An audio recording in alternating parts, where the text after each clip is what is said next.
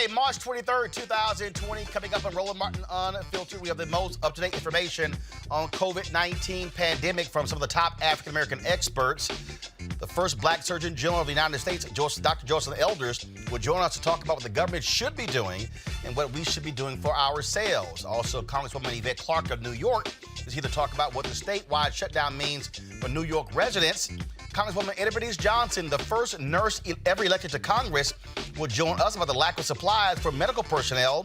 Plus, should we be self-testing for the coronavirus? We meet a black man who is building ventilators who says we absolutely should. And how dangerous is it for prisoners during this outbreak and what should be done about it? We'll talk to an expert. Reverend Dr. William Barber is launching a digital Poor People's campaign. He is here to tell us all about it. Folks, it's a jam-packed show. It's time to bring the funk. I'm Roland Martin Unfiltered. Let's go. He's got it. Whatever the miss, he's on it. Whatever it is, he's got the scoop, the fact, the find. And when it breaks, he's right on time and it's rolling. Best believe he's knowing. Putting it down from sports to news to politics. With entertainment just for kicks, he's rolling. It's on Go Roll, y'all. It's Roland Martin, rolling with Roland now. He's funk, he's fresh, he's real, the best, you know he's Roland Martin now.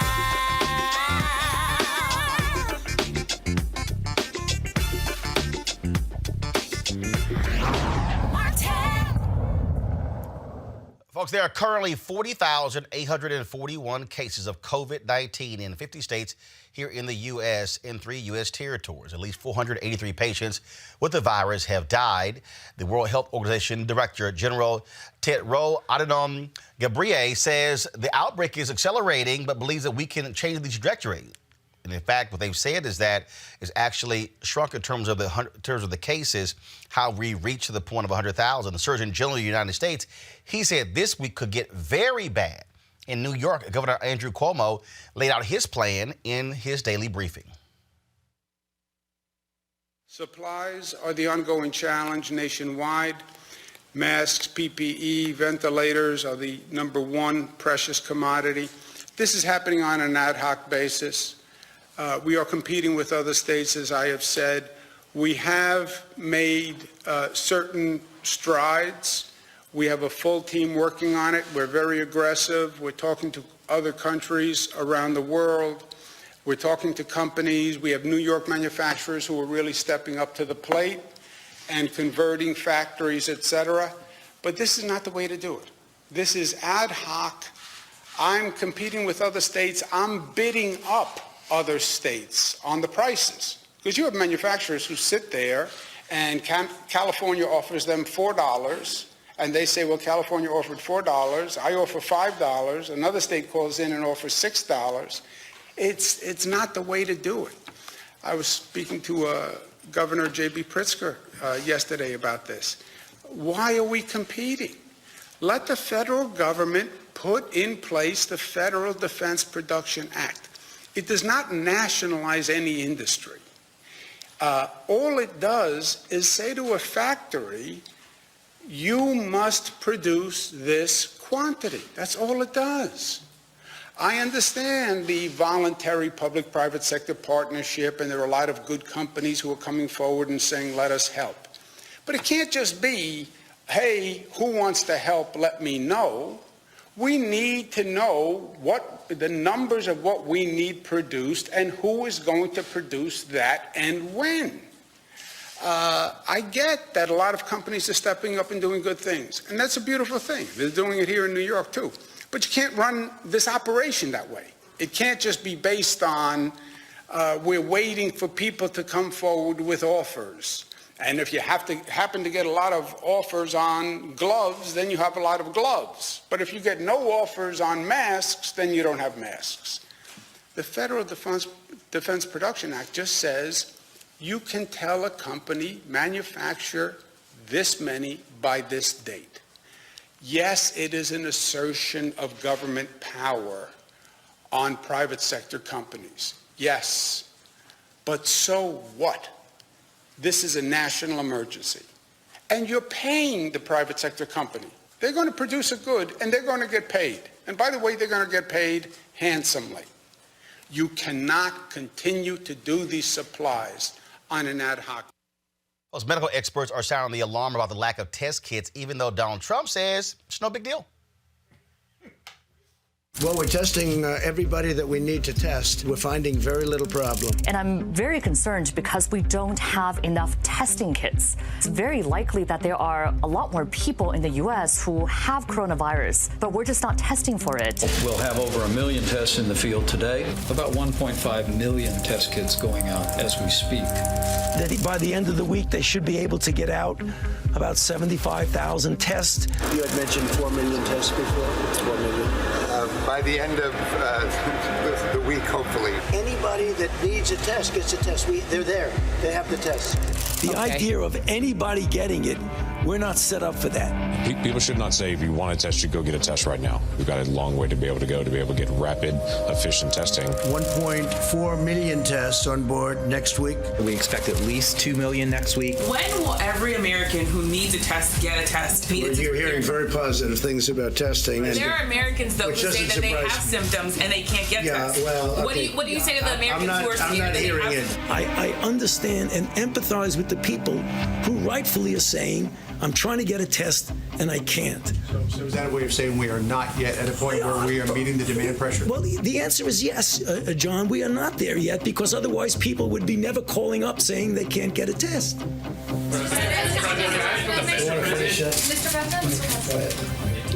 I just can't emphasize enough about the incredible progress that we have made on testing. All right, folks, the White House right now is having their live news conference. Let's go to it. And if Trump starts lying, we're going to correct him. Asian American community in the United States and all around the world.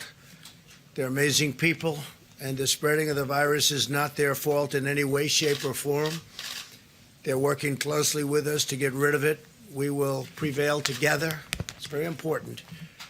From the beginning, we have been working closely with our nation's best scientists and medical professionals, and we will continue to do so until we have defeated the virus. Our public health experts, who are terrific, are studying the variation in the disease across the country, and we will be using data to recommend new protocols to allow local economies to cautiously resume their activity at the appropriate time. We also have a large team working on what the next steps will be once the medical community gives a region the okay, meaning the okay to get going, to get back. Let's go to work. Our country wasn't built to be shut down. This is not a country that was built for this. It was not built to be shut down. My administration continues to work with Democrats and Republicans to reach an agreement on an urgent relief bill for the millions of American workers and small businesses and large businesses that were badly affected by the medical difficulty that we've had. If you had a viable business in January, we are committed to ensuring the same is true in the coming weeks. In fact, we want to make it even better than it was before, and we're doing things to help in that regard. America will again and soon be open for business, very soon. A lot sooner than 3 or 4 months that somebody was suggesting. A lot sooner. We cannot let the cure be worse than the problem itself. We're not going to let the cure be worse than the problem.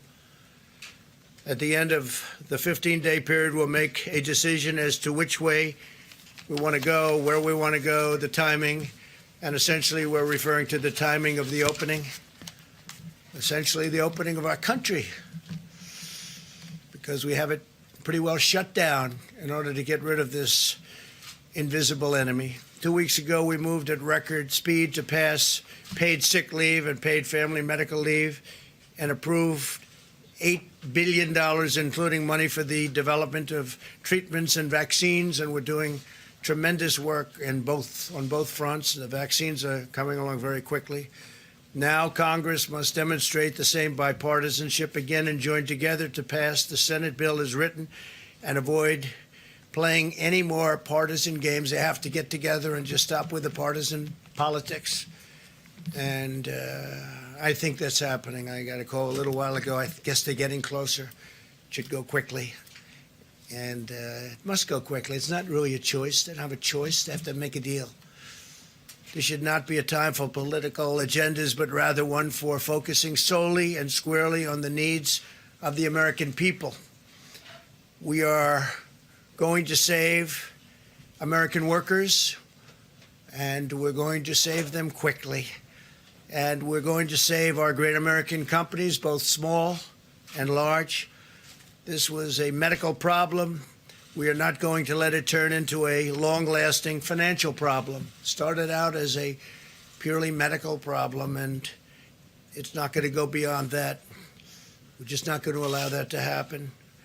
Our country was at its strongest financial point. We've never had an economy like we had just a few weeks ago, and then it got hit with something that nobody could have ever thought possible. And we're fixing it quickly. And I want to just thank the American people for what they've been through and what they're doing. Our country will be stronger than ever before, and we fully anticipate that, and it won't be that long.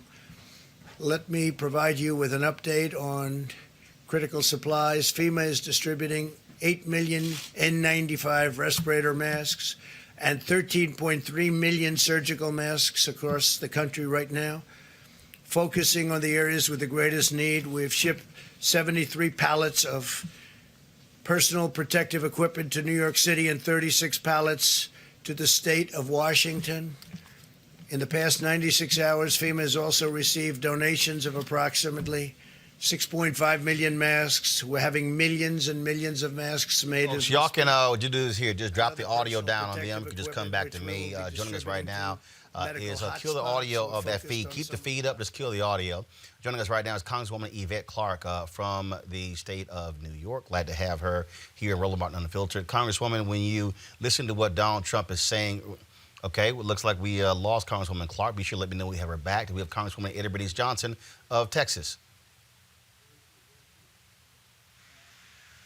Okay, Congresswoman Johnson. I think we may be back, Roland. There we go. There we go. Congresswoman Clarke.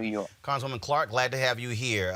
So first and foremost, Congresswoman, you just heard Donald Trump sitting here talking about what they're doing for New York. New York has become ground zero, if you will, for the coronavirus pandemic here in New York. Is this administration, as far as you're concerned, that has been late to the game? All of a sudden, he says he's taking it seriously, but now they want to roll back the social distancing, which, according to experts, that's actually helping to end this crisis.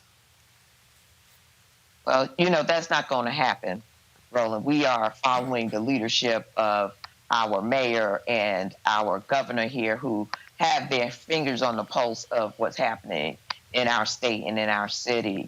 And we are just at the beginning of this crisis in New York City, because we live densely populated. We are in a vertical city, and the virus is spreading. So what are we doing here? We are telling people to stay home for those who have a home to go to, because we've got multiple layers of challenge in a city like New York, where we have a significant homeless population, a significant homeless youth population, and being able to provide shelter for everyone that maintains social distancing, that creates an opportunity for them to, shelter in place, to be to adhere to all of our sanitary requirements, washing their hands, keeping their hands away from their face, having sanitized their environments. And it's a mammoth task here in the city of New York, and we are focused on getting our folks to shelter in place, for lack of a better term, basically stay home and only access essential services and things that they may need to be sheltered. Okay, Congresswoman, you just heard your governor talk about the National Defense Production Act. Donald Trump refuses to invoke it.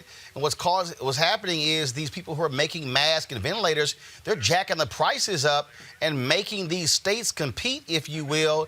And it's sort of like, hey, survival of the fittest. Is it the point of the law? Is it the point of the law in order to get people to not do that? That's the problem when you have an incompetent individual in the White House right now. that should have been done day one, knowing that we were flat-footed when the virus took hold in our nation. He was essentially sitting down on a couch with his feet up when this took place. And now we are trying to flatten the curve. We're trying to do everything we can to mitigate the ultimate damage that this virus can have on our society. We see what's going on in Italy. We see other examples around the world of how they've gone about arresting the spread of the virus. And we should have had that Defense Production Act done immediately, because we need to see this as a war effort. Everyone has already had to change their way of life, adjust their way of life. We need to make sure that companies, manufacturers are doing everything they can do to produce all of the emergency materials that we need at this time. We can talk about everything else after we save life. Right now, we need ventilators. We need HEPA filters. We need the personal protective equipment for our frontline folks, everyone from folks in the hospitals to folks who are driving people to work, our transit workers. Right. And everyone in between, our first responders. This is an all-out emergency, and the fact that Donald Trump has not done his job is putting life and limb at risk, and we're losing life with each and every hour that passes, and he has not done this. All right. It's a shame. It's a disgrace.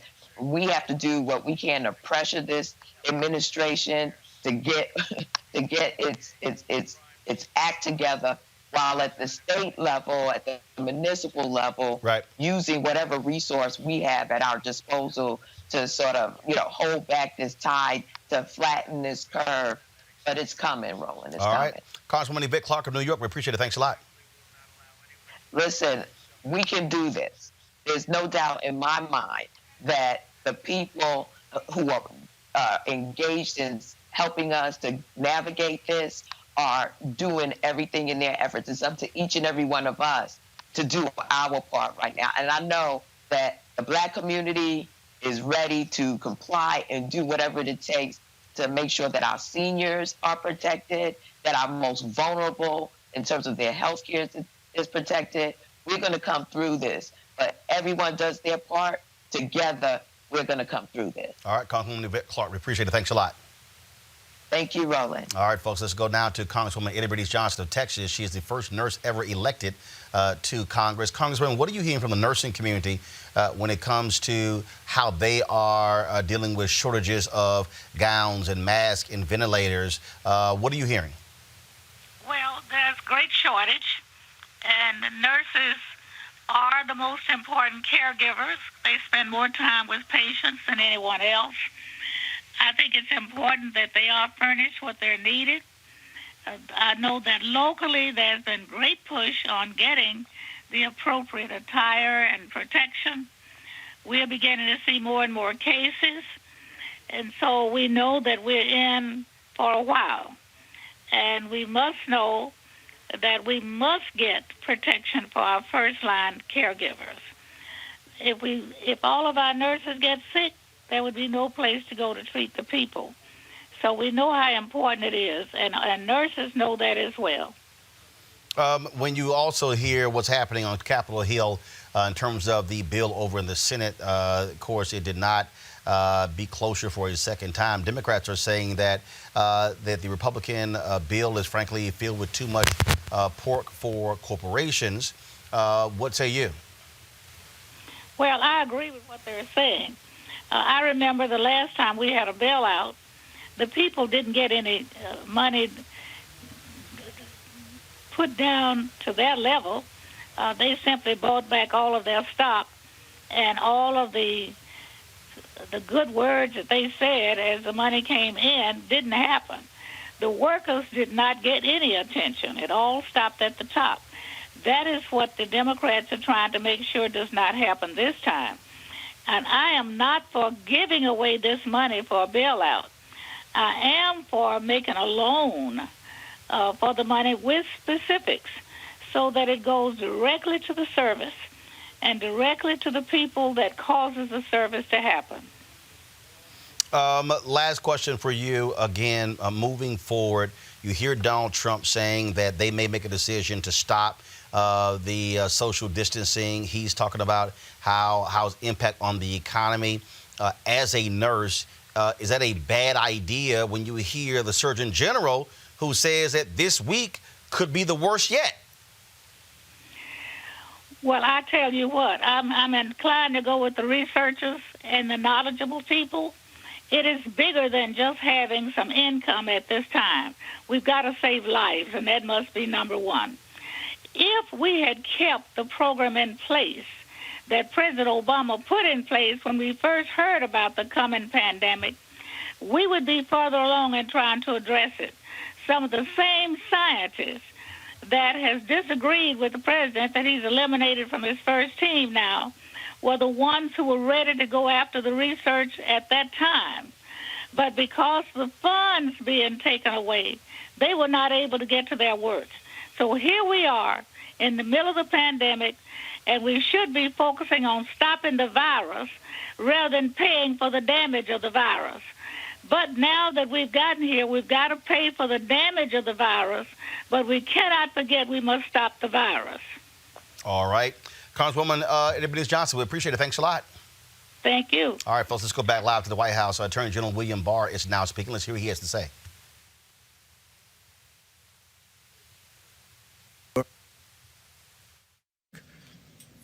We're studying it very closely, watching it very closely. You probably saw a couple of articles today came out where a gentleman, they thought...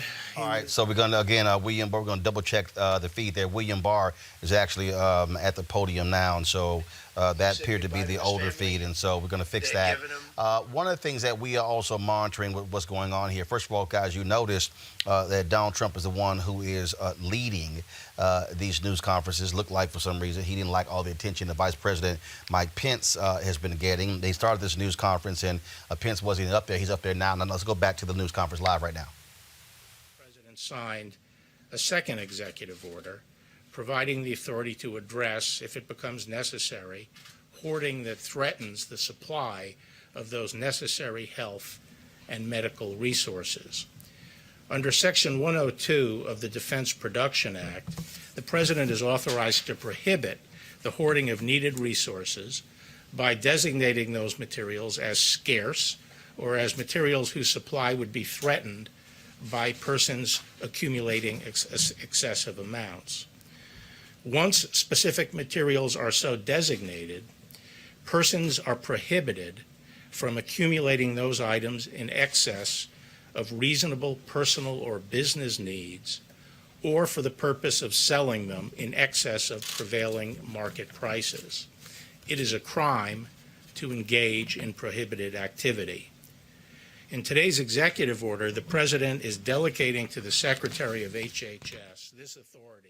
We're going to keep monitoring that live news conference. Joining us right now on our panel is, of course, in studio, Scott Bolden, former chair, National Bar Association Political Action Committee. Joining us via Skype is Brittany Lee Lewis, political analyst, as well as a political analyst historian, and Dr. Amos Jones-DeWeaver, who is political analyst as well. Scott, when you hear Donald Trump talking about stepping away from the social distancing because he is concerned about the economy, pretty much what the New York Times is reporting, that he is basically ignoring his specialists, ignoring the scientists, and they're saying that they were giving too much power to the scientists. You probably want to listen to your health experts in a moment like this. Yeah, we certainly do. I know at Reed Smith, we certainly are looking and listening to the experts. We're telecommuting, if you will. We're open, but we're still practicing law with our clients, and our clients are shut down as well. It's interesting when you listen to the press conference, Roland, and you listen to the various experts there, you listen to the governor of New York, and then you listen to Trump. At minimum, it's confusing. Worse, it's just offensively misleading in the sense that this is the leader of the world, and I want to be listening to him. I want to be comforted by him. I want him to tell me with some credibility and authenticity that this thing is going to be all right. But I said it before, the most powerful man in America right now is not Donald Trump.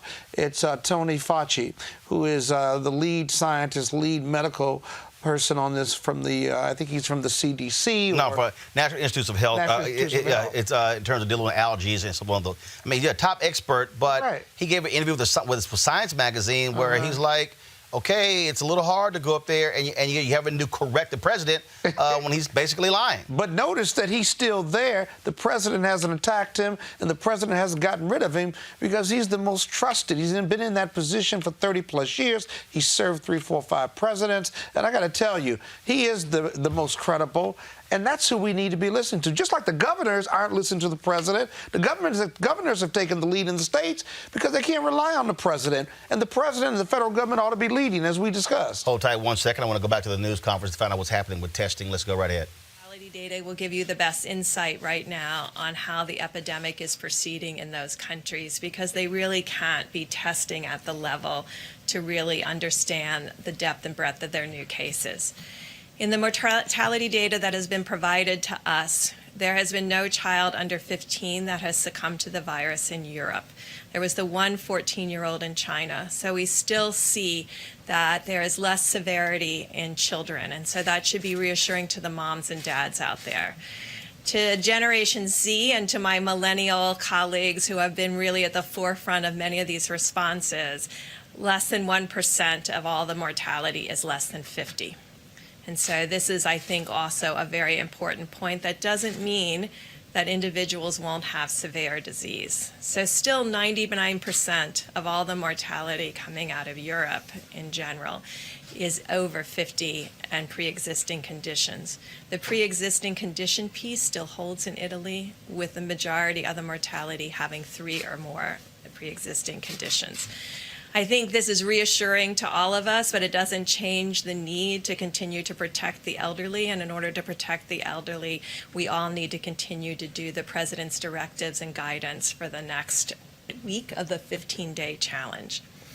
Finally, I wanted to really close by thanking the laboratory personnel that have been at the front lines. 250,000 tests have been run in the last 7 days. This happened because these large commercial laboratories are doing round-the-clock runs. And remember, all of them Take the audio out. Thank you. Avis, you hear her saying 250,000 tests are being run. We were promised 4 million. Lies, and more lies. All they do is lie in this administration. And the sad thing is, and it's beyond sad, this is criminal. You know, I call this criminally negligent level of incompetence that we have seen out of this administration. They continue to sort of dangle this promise of testing in front of the American populace, and they never live up to getting anywhere near what they're promising. And now at the same time, they are going to even magnify their incompetence by what it seems like alluding to that they are going to end the social distancing in a week. You just heard her say, and she looked to Trump right before she said it, for like another week.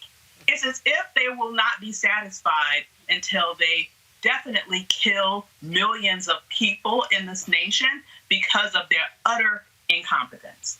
And it's time for him to go. Honestly, I wish someone would invoke the 25th Amendment, because clearly he presents a clear and present danger to this nation and to the citizens of this nation. He is not a wartime president.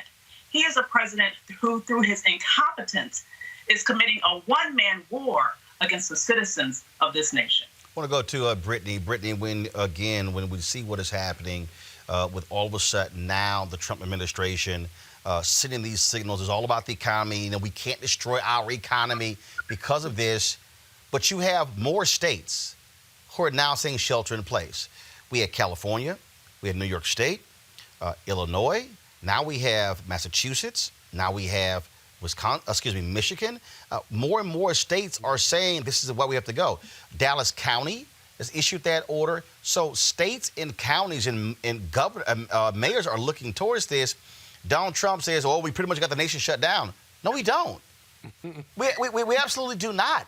You still have people who are congregating. Just this weekend, these dumbasses in D.C. were literally walking around about the cherry blossoms. I don't give a damn about some cherry blossoms. Now, look, it was gorgeous in D.C., 72 degrees. There's no way in hell I'm about to risk my damn health by going to see some damn cherry blossoms.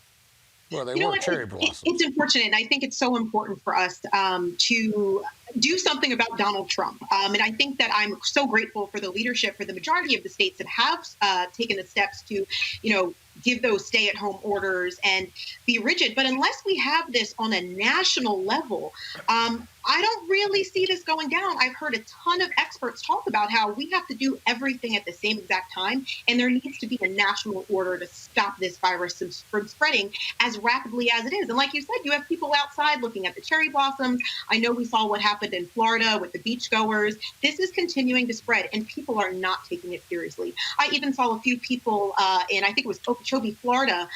There was a politician there who was saying that we can kill the virus with a blow dryer. And it's those type of things that are extremely scary, and which is why we need excellent leadership coming down from the federal level to control this. Again, folks, this is the sort of the nonsense that was happening this week in D.C. when I talk about all these people who were out. Actually, when I was coming into office, looks like the police finally used some common sense. And so pretty much all around the National Mall, it was blocked off with police. It's just amazing, again, to actually listen to what is happening, listen with this administration and these mixed signals that they are sending. Real quick, I want to go back to the news conference. Before we come back, we're going to talk to Dr. Joycelyn Elders, nation's first Black Surgeon General. So I'm going to go back to the White House in just a second to pull up exactly what's going on there. I think Mike Pence is now talking. So folks, go ahead and pull it up. The federal government are brought to bear. The president wanted us to make it clear that the federal government will do whatever it takes to support an effort that is locally executed, state managed, and federally supported. We reiterated that to our governors today, listened to them about their specific needs, and frankly, made it clear to them that while the president has published at coronavirus.gov the 15 days to slow the spread for every American, and millions of Americans are addressing these common sense guidelines to prevent the spread of the coronavirus in the days ahead. We made it clear to the governors that this president and this administration fully supports decisions that governors are making in communities and states that are particularly impacted by the spread of the coronavirus, and we are grateful for their efforts. We also spoke to the governors about the importance of the legislation that is currently being negotiated on Capitol Hill. And asked them to encourage members of the House and the Senate to move very quickly. The bill that is currently being negotiated, the president said that he believes will be resolved soon, and we're encouraged by it. We'll speed direct. We're going to dip back out of that. I want to pull up right now the nation's first Black Surgeon General, Dr. Joycelyn Elders of Arkansas. Dr. Elders, how you doing? Fine. How are you? Certainly glad to see you since we were together at graduation at Philander Smith. Yes. And so we were honored, and so was I. First and foremost, as a woman who has served in that capacity as a nation's Surgeon General, to listen to Donald Trump and these political leaders now say they may walk back the social distancing, which Dr. Fauci and others have been saying is important. He was on the Today Show this morning, I'm going to pull the clip up in a second, saying that might have to continue for several more weeks so we can get ahead of this. But you have folks like Trump, Larry Kudlow, they're so concerned about the stock market that they say, oh, we shouldn't allow this to kill our economy. What say you? Roland, we've got to listen to the scientists. We can't afford to listen to people who really don't know the science and don't know what they're talking about. I very much, I realize Mr. Trump is our president, but we've got to listen to the scientists on this. And we know that we can't afford to be worrying about the stock market when we need to be worrying about saving the lives of millions of people. If we do not get ahead of this virus, well, we can contaminate our whole country, and then, we can lose millions and millions of lives. So I say that we need to really listen to what's been said on the things we need to do to protect our health. You know, we've got to make sure that we abide by all the rules. We've got to stop this virus and try and get ahead of it, because we don't have enough doctors, beds, nurses, or anything else to take care of all the people who might get sick. So I feel that we have to close down everything. We've got to close down. We've got to be as far away from our people as we can. We've got to isolate at home. We've got to close our schools, whatever we need to do to try and get our arm around this virus. And we've all got to be involved. You talk about close everything down, and I have been saying on this show for 2 weeks, because I've been listening to Dr. Fauci and others, that the only way for us to be able to get ahead of this is to have a national shutdown, because, let's just be honest, Americans are hard-headed. Yes. There are Americans out who go, we're free, we're the land, we're home of the land of free, home of the brave, whatever the hell they say, and we should be able to go wherever we want to go.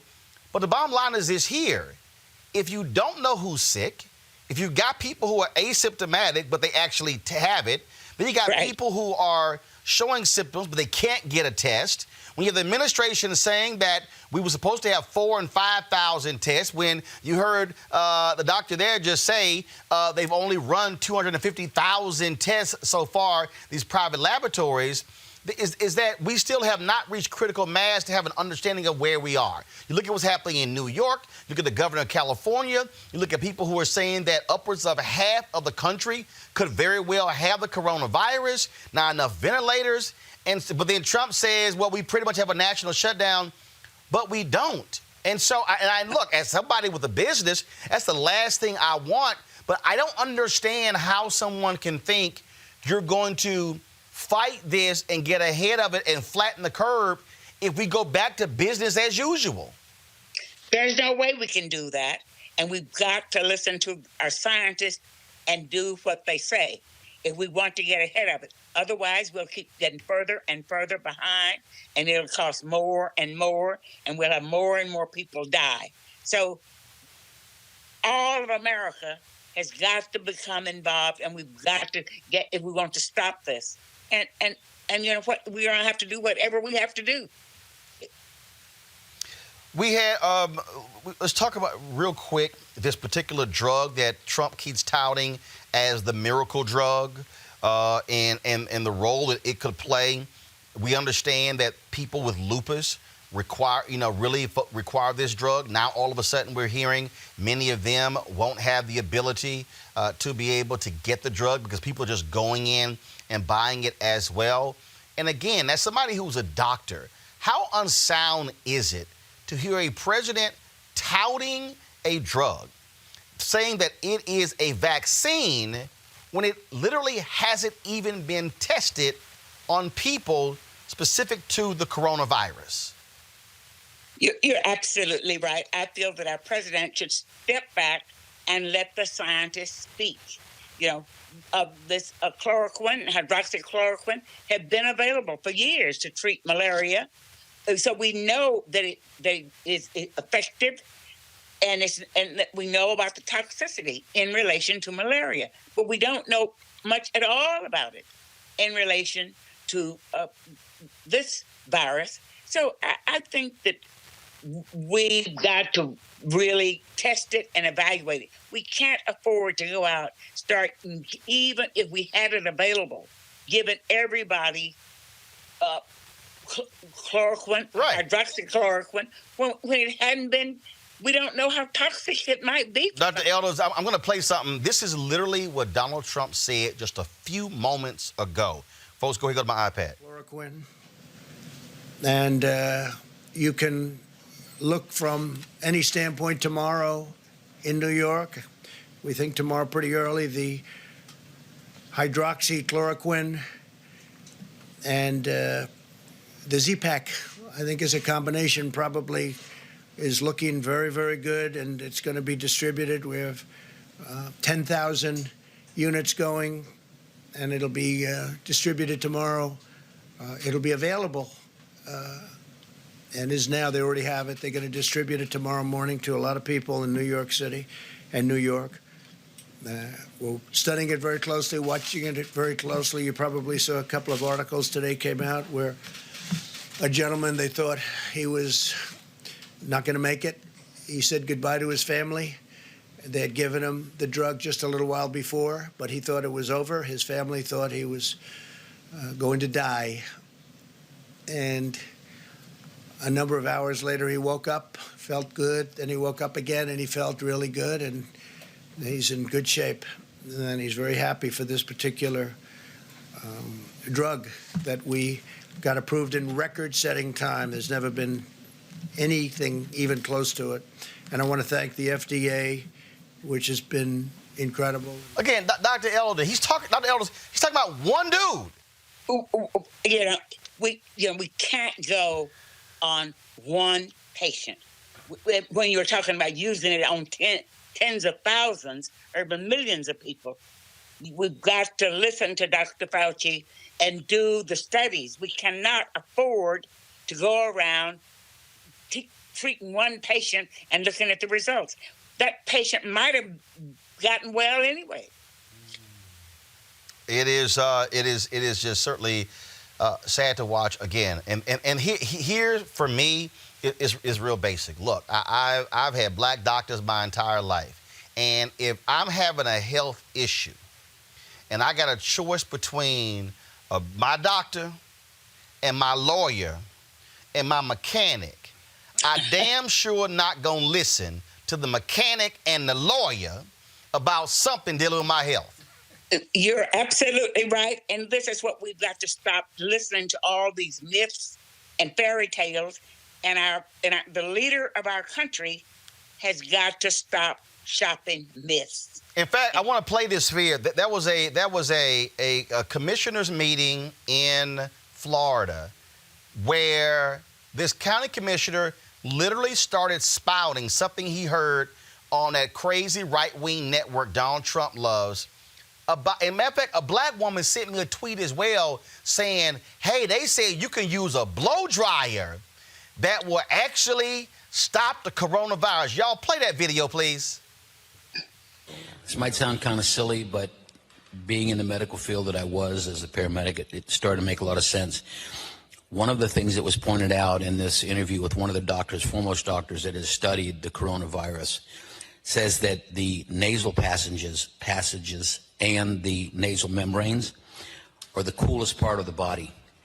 That's why the virus tends to go there until it then becomes healthy enough to go into the lungs. This sounds really goofy, and it did to me too, but it works. Once the temperature reaches 136 degrees Fahrenheit, the virus falls apart and just disintegrates, okay?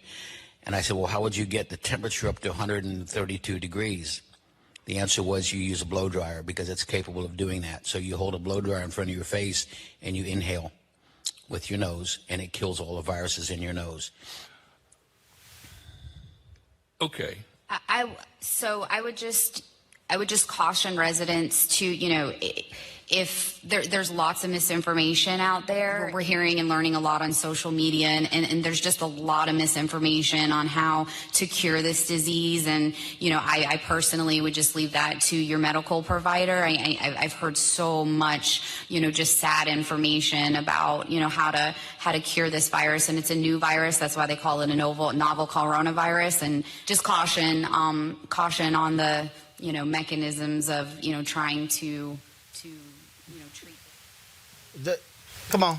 Dr. Elders, this fool literally said, I used to be a paramedic and I read this here from this doctor, and that was a study. Hold a hairdryer to your face and let it blow 130 degree heat into your nose. What? You got to inhale. And you got to inhale. It makes absolutely no sense. Doc, go ahead. Take it away.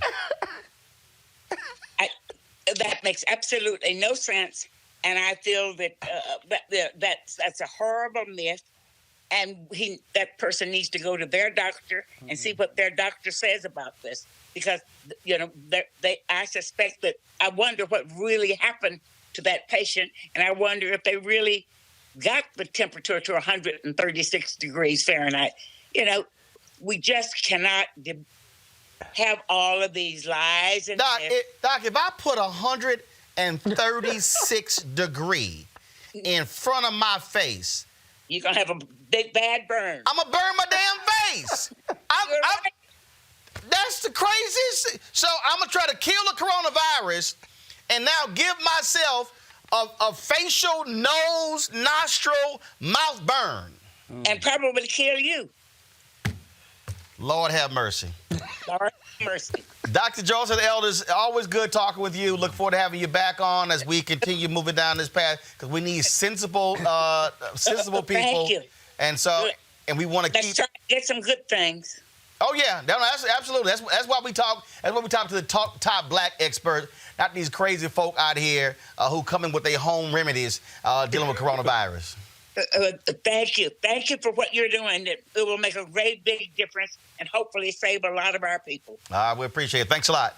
Thank you. All right, I'm gonna go back to my panel. Scott, this is the thing that is amazing. You're seeing this is a person who is an elected official, a county in Florida, and this dumbass is literally saying, and it came from y'all, that OANN network, that far right wing network, and y'all gotta understand, you got crazy ass Jim Baker out there selling coronavirus cures live. You got the sister of Letitia James in New York ordered Alex Jones to stop selling this stuff. And these crazy-ass right-wingers, they're falling for it. And guess where one of the first places where they got it? CPAC at their conference, the right-wing conference, and then, of course, it spread, letting people get in quarantine. Right now, there were 6 people who did not vote for the bill yesterday in the Senate. 5 of them Republicans, because, hell, all 5 quarantined. What was your question? They crazy. Well, Roland, of course they are. It's interesting that the Republicans seem to be getting this coronavirus more than any other political group. I'm not talking crazy. I'm just saying the ones that are quarantined are the ones who aren't taking any of those precautions. The gentleman that you just ran the tape on, God bless Joycelyn Elders. I mean, she's a senior of ours in this country right now, still sharp as ever, without a doubt. But it's just practical sense. He actually said that publicly. The speaker after him tried to say, everybody just go to the doctor. But he actually said that publicly with some deep belief system. So we know that's not working. I'd urge your viewers and listeners, just be practical, right? Don't go out. Use Perel. Use gloves, if you will. I don't know what the debate is on the mask. I got lost on the whole debate of whether a mask works or not. But self-quarantine until we get through this. It makes no sense to take those types of chances. Brittany, because first of all, it was a black woman who sent me that blow dry, and I told her, "You got your damn mind." Where's the tape? I said, don't. Where's the black woman tape? I said, don't say that. I said, don't say that to nobody else. I said, don't do that. And I'm saying, if you put a blow dry in front, first of all, y'all, this person literally said, imagine this is a blow dry, and I'm gonna put the blow dryer that close to my nose. Put it on high. And put that sucker on high, 136 degrees. Your ass, you gonna burn the inside of your mouth, the outside, your lips, your nostrils. Brittany, go ahead. It's really scary. I mean, first off, what does it say about some of our elected officials and their inability to discern correct information, peer-reviewed information, scientifically studied and sealed information? I mean, it's scary to think that you have an elected official getting their information from the far right-wing sources. That's my fear. And of course, all of their constituents that are going to follow their lead and they're going to sit at home and they're going to hold up that dryer to their face and cry because that's what they heard one of their elected leaders say that they should do. So it's petrifying. All I can do is caution the American people to listen to the scientists, listen to the medical professionals, listen to our healthcare workers and leaders, because some of our administration, and our elected officials just don't know what's going on. Avis, and I'm gonna need black people Avis, to stop sending around these dumbass recipes from their great-grandmama and their grandmama and their granddaddy that came from the country.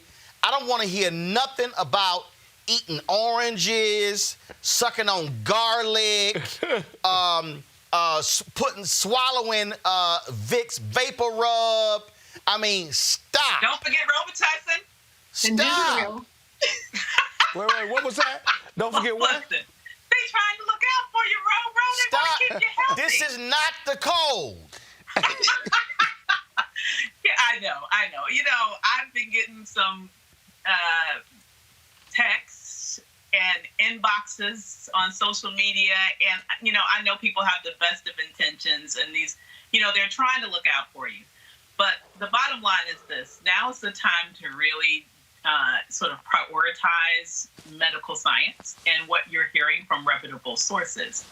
But what we are seeing it play out in real time, I think A. Scott Bolden hit the nail on the head when he mentioned, he said it kind of facetiously, but it's actually true, that we are seeing a political divide, at least in terms of the politicians that we know. We don't know in terms of the general population who has it and what their political leanings are. But we are seeing, for example, more Republicans than Democrats on Capitol Hill that seem to be either quarantined or testing or already found to have this infection, like, you know, Paul Ryan. You know, it is, to me, it's sad to say this, but to me, it's kind of like the chickens coming home to roost. Because this is a political party that has waged war against science for years. It's the same political party that literally went so far as to ban words, for example, like climate change, because they didn't want the science to be shared. It's also a political party that has peddled in conspiracy theories for years for their own political gain all the way up until today. It's a political party that has created a propaganda arm whose very purpose is to spread lies. And that particular propaganda arm, just a couple of weeks ago, was telling millions of people over and over and over again that this issue was a hoax, that coronavirus wasn't real, that it was some Democratic conspiracy to make the president look bad. And so when you have people who specifically have made it their political sort of whooping boy to always claim that science doesn't matter, to claim that people who actually go and study things and know more about something than they do are somehow bad people, and people who have built a political empire based on lies, when you have a moment where they can't lie their way out of it, because the virus doesn't care that you don't believe it's true. It's still there. Then you have a situation where no matter how many lies they tell, the truth is going to come out. And so the chickens, unfortunately, are coming home to roost. But the bad thing is, because they've done such a good job of brainwashing their constituency, their lack of ability to decipher facts from fiction will put the rest of us at risk. So that's the real tragedy here. It's not just their sort of evil nature in spreading lies that have now created a situation where people don't even believe the truth. It's the fact that because of their negligence, they are putting us all in danger, because they have millions of people who are literally unable to decipher fact from fiction. First of all, I'm monitoring this news conference. First of all, what's happening is folks are asking questions. First, again, if you're asking Donald Trump a question right now, it's really a waste of your damn breath. So let's go back. Let's see what he's lying about right now. Called me today. We're going to be helping them out in Illinois. We're doing a lot of things in Florida. We're doing a lot of things, and between FEMA and the Army Corps of Engineers and the Admiral in your group, in terms of the purchasing, that's what he does. He purchases. He's supposed to be great. I'll tell you in about 2 days. But he's going to do a fantastic job. So we have an incredibly talented group of people. But yeah, we'll be doing 2 things and 3 things at one time. Well, at the same time, though, We're going to be watching very closely the hotspots. We're going to be taking care and watching very closely our senior citizens, especially those with a problem or an illness. We're going to be watching them very, very closely. And we can do that and have an open economy, have an open country. And we have to do that because that causes other problems. And maybe it causes much bigger problems than the problem we're talking about now. You understand? Jeff, please. Mr. President, following up on that same topic and on your tweet, do you think that the cure so far has been worse than the problem? I think the cure has been very tough. This has been a very tough. This was an operation. This was somebody going to a doctor and saying, you need an operation. And we've had an operation. We've learned a lot. And we fixed a lot of problems. One of the things we fixed is, if you look at the obsolete system that this administration inherited, it wasn't meant for this. It was meant for a small group of people, and even for that, it was not very good and very obsolete. We now have a testing program now that will hopefully be able to be used for many years into the future. Should we have another event like this? I don't think you'll have another event like this. This is very unique. You look back into time, you look back decades and decades. We can name them all, even if you go back 10 years. You know, you go back to... Come on. Avis, before you go, Avis is not there. Brittany, I'm going to go to Brittany and Scott. This fool literally just said, I doubt we're going to see this again. Brittany, I mean, literally. Brittany, go take it. You can go first. Literally, experts are saying that the greatest threat to our future are going to be these type of viruses. Yep. We're going to continue to see them. And this is why we have a national pandemic team. I mean, until he, dismantled it in 2018. This is why we have a national team to continue to handle these crises. This is not the first one. I don't know what he's talking about. Historically, we have had tons of pandemics, but this won't be the last one. So again, he's giving misinformed and just incorrect information. And what's crazy to me is listening to him speak, and he's constantly trying to throw blame on others. First off, Donald Trump, we know that we're in this situation as a result of you dismantling the pandemic team, cutting funding to the CDC, dragging your feet, telling people that this is a Democratic host, not putting in the order for the Defense Production Act, all of the things that all of these people are telling you should have been done and need to be done. But to hear him blame President Obama and his administration, to hear him blame, China, to hear him say that this is the Chinese virus, it's offensive, and it's getting away from what actually needs to be done. It's not about you, Donald Trump. It's about the millions of people that are going to be affected, that have been affected, and people that are scared to lose their lives. Scott. Donald Trump, have you ever heard of Ebola, SARS, the Black Plague, the bubonic plague, if you will? Even more recently, what else is it? E1N, you name it. We've had pandemics that have not hit the U.S., but hit other parts of the country, and we've helped people beat these pandemics back. But this is not something that is super unique. It's super unique because we didn't prepare for it. That's a big difference, if you will. And, it's pretty bad when a lawyer like me, Roland, can raise 5 or 6 pandemics, and I'm not even a doctor or a scientist, someone you would listen to. But the fact of the matter is, even if you read and have an ounce of intelligence, and you read what experts are saying, the greatest threat, as you said, to our civilization, to our economy, are these pandemics that we don't pay attention to. And so I hope America pays attention to where we are right now, because I do think it's going to get worse before it gets better. But what is really troublesome, more than troublesome, is that there's a strong feeling by most Americans and in my community that this could have been prevented. The flu strain, the COVID-19 may not have been prevented, but it would not have had this huge impact on us and our communities and the economy. And I think, Roland, the real question is, and I hope you talk about this tonight, is where do we go from here? When we get ahead of it, when the charts level out. That ain't happening. When it does, though. But But here's the problem. It will happen. But hold on, the problem. It may take too long. Go right now to the news conference. Listen to what this fool is saying. A hotspot, and we can do We can do both. Now, we may quarantine. I mean, we will be quarantining many people in these areas. There are other areas that just aren't affected, or they're affected very little. And why would we close down 100% of the country? There are areas within New York where New York will be open, but there are areas within New York. Remember this, New York has the New York Stock Exchange. It has NASDAQ. It has the exchanges. To close the New York Stock Exchange and NASDAQ and with all of the great work they're doing, I mean, they've gone largely to computer. You look at the floor, it's incredible what they can do, but it's fully open. But we don't want to be doing that. But we can do, what I'm saying basically is that we can do two things simultaneously.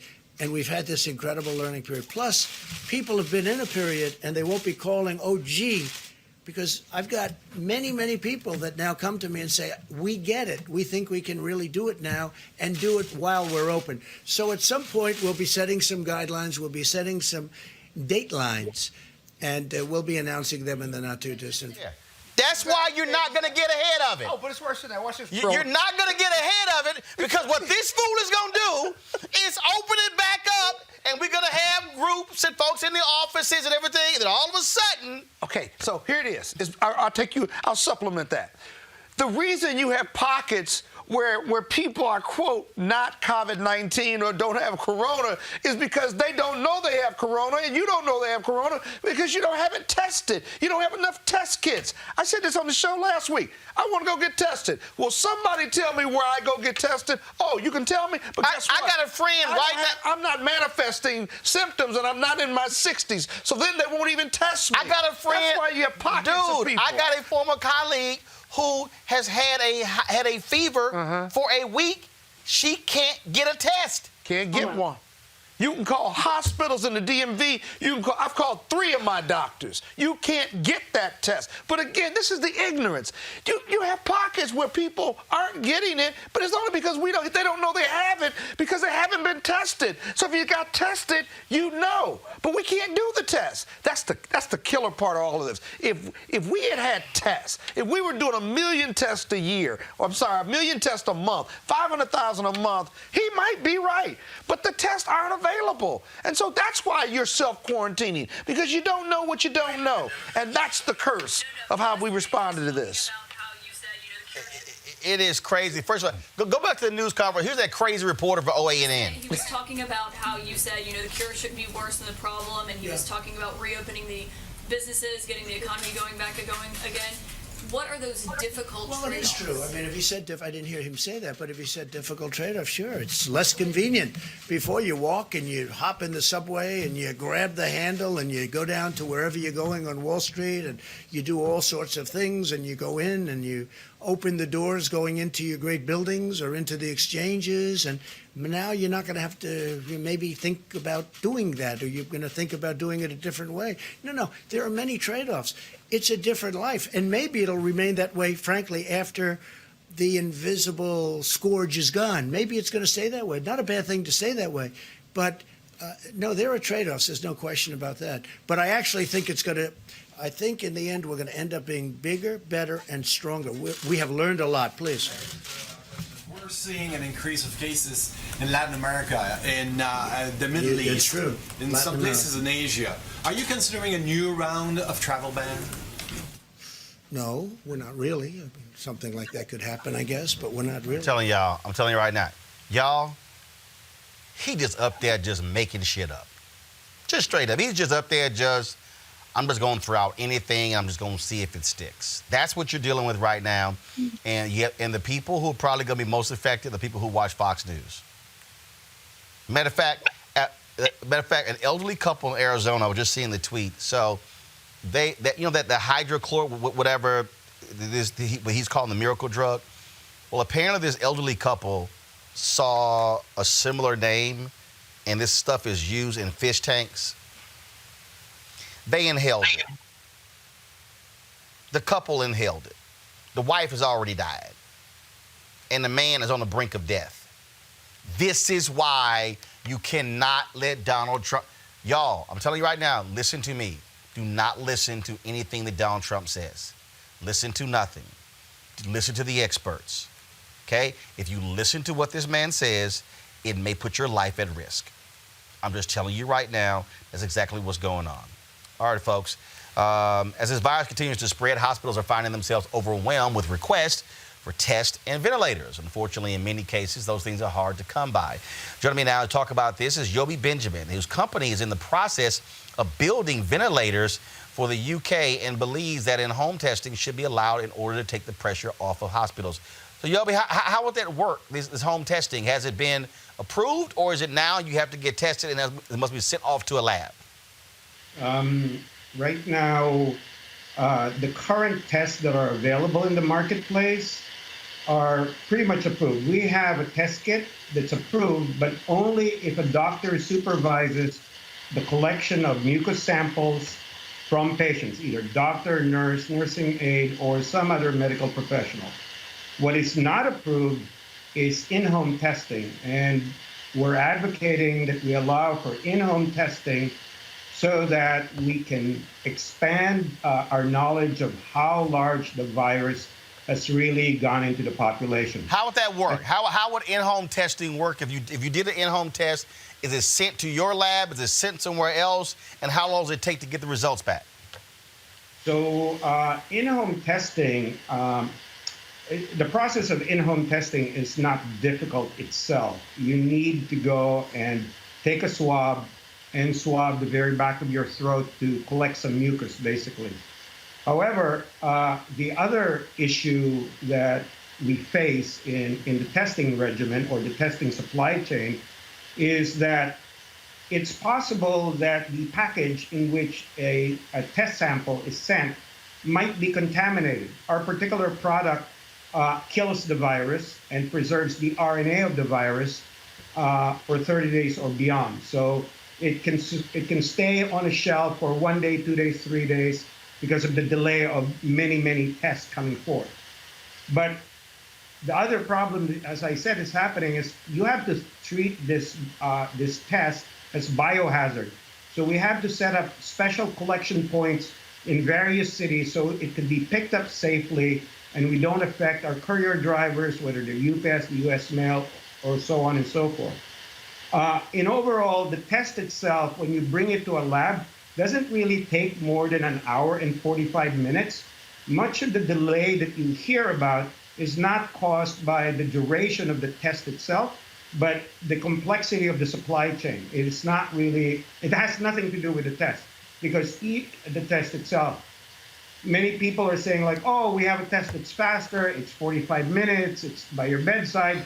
But that's not material, really, because the current technology we have, you're able to test a particular sample in maybe an hour and 45 minutes, maybe 2 hours. So that's not material. What's material is fixing the supply chain from how it gets from either a doctor or a patient or an in-home user all the way to the lab and all the way to finishing the PCR test. So as you're looking at this right now, as you're listening to what they're saying, you heard the folks at the White House touting they've tested, 250,000 tests at these private laboratories. I mean, we haven't even hit 1 million. I mean, and these people are acting as if that this thing is solved.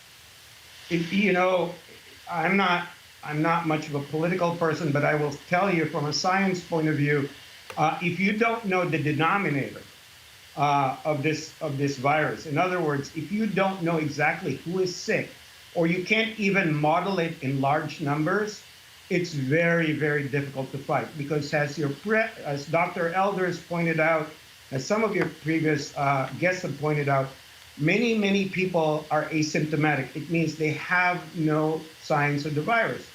They walk around, they shake hands, they play with their kids, whatever. And frankly, they're shedding virus and infecting people. And that's the real danger.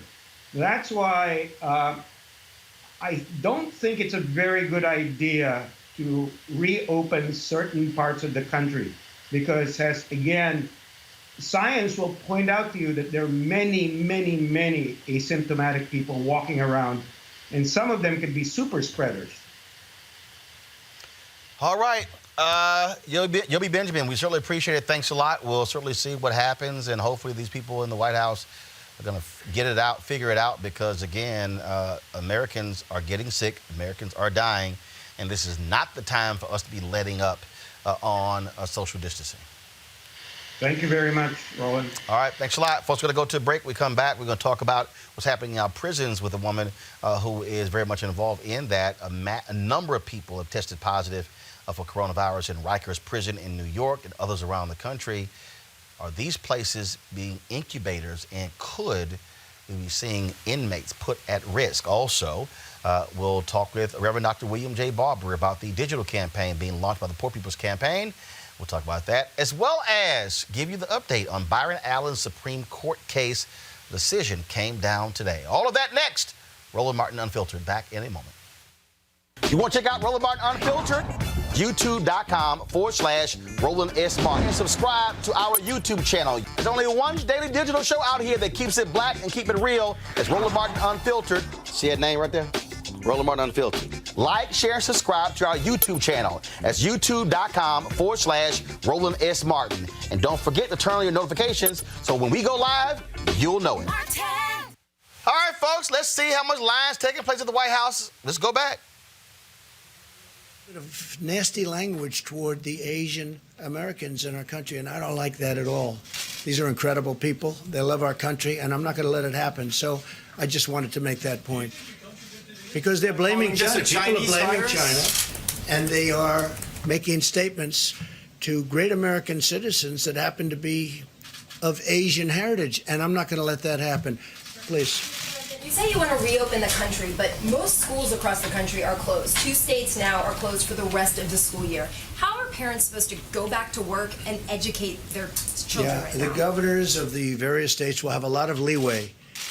If we open up, and when we open up, the governors in certain states, for instance, you go to some of the states I just mentioned, those schools are going to be open. In many cases, they're open now. But the schools are going to be open. In other cases, Governor Cuomo, Gavin Newsom of California, certain governors are going to maybe have a decision to make. Now, they may make a decision to keep them open in a certain part of New York and maybe in Westchester County or wherever it may be, they'll keep them closed. But they're going to have leeway. We're giving the governors a lot of leeway. Do you agree with the decision to close it several months out at this point? These governors are saying they're expecting a peak in the next couple of months and have made a decision for the governors are going to make those decisions. That's going to be up to the governors. And they're very capable. They'll be able to make the decisions. Please. Sir, will you explain why a $2 trillion economic stimulus is needed if you are going to reopen the country in a period of weeks, not months? Because the virus has had a big impact on our country. So we're going to give a stimulus so that the workers can live their life. It was not their fault. It wasn't the workers' fault. And we are going to give a kick so that it's a kick.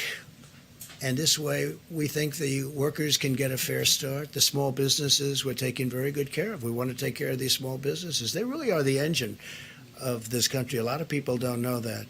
You know, everyone thinks of these great, big, beautiful businesses, who, by the way, have been very badly hurt also. But the small businesses have really historically been the engine, and they still are the engine of the country.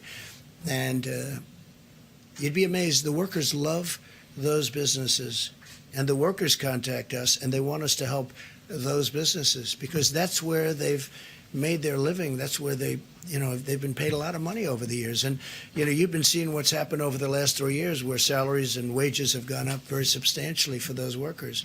And then we got caught by this sudden craziness coming into our country and coming all over the world. So we need to make sure that the companies are strong. Y'all, he literally just said the wages of these small business workers have gone up substantially over the last several years. That is a lie. Please. A lie. $2 trillion is my question. Can it be a lie. Save companies that have been. Go back. You're going to have to save various. I mean, you know a lot of the companies yourselves. We have a company that was, I think, the greatest company in the world, named Boeing. Boeing's going to need some help. Now, Boeing had some difficulty before. That's unlike others. We have other companies that didn't have a problem coming in. Boeing had the obvious problem that everybody knows about from a little more than a year ago, a double problem, and it was a big one.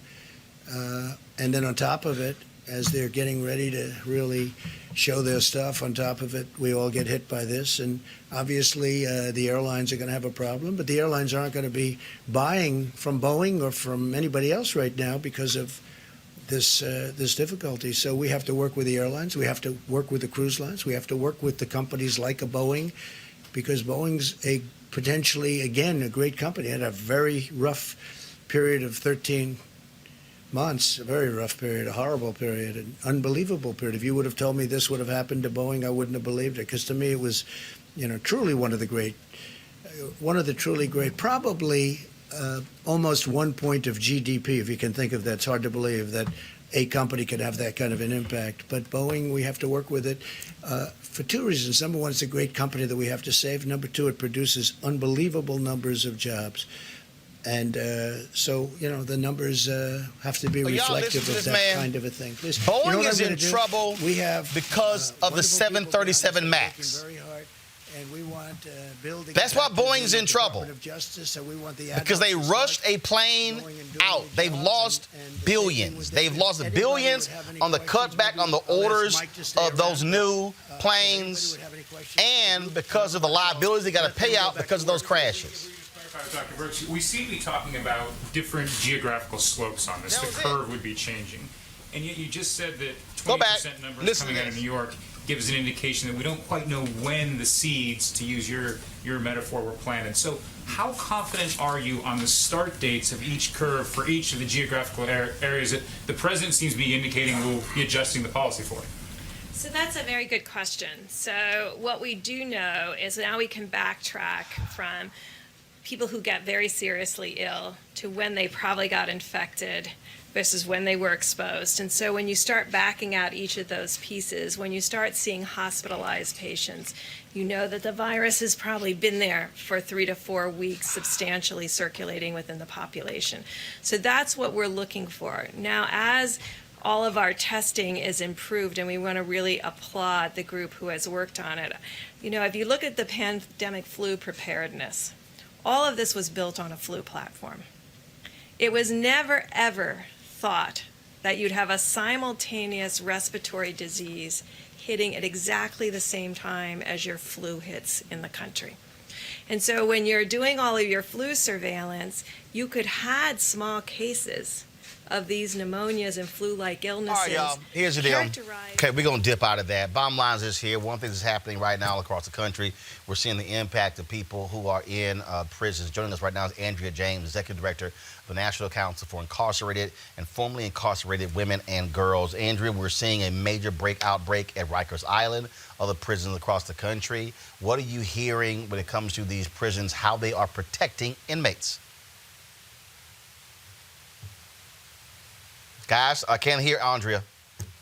Thank you, Mr. Martin, for including our voice. Go ahead. For including our voices on this important issue. As people with direct experience, I think it's really a loss when we don't include us in this conversation. So thank you. We have had an extensive communications network in prisons and jails across the country, mostly for the past week and a half now. Documenting all of the reports that are coming in from women primarily, but also from men in jails and prisons across the country. And it's alarming. We all know as formerly incarcerated people what it's like to even have a cold while we are incarcerated. And so to be faced as incarcerated people now are faced with something as dangerous, as life-threatening, as COVID-19 in places such as jails and prisons where there is no social distancing. There's no adequate health care. There's already overcrowding. There's already lack of resources. And there's already lack of humanity that we still, for the most part, we are seeing more and more reports coming in of good things. Just today, the court in New Jersey has ordered that people in jail be temporarily released as a result of COVID-19. And then down the road, as things turn around or turn the corner, whenever that may be, to then consider who amongst those folk would need to, in their discretion of the court's discretion, need to return.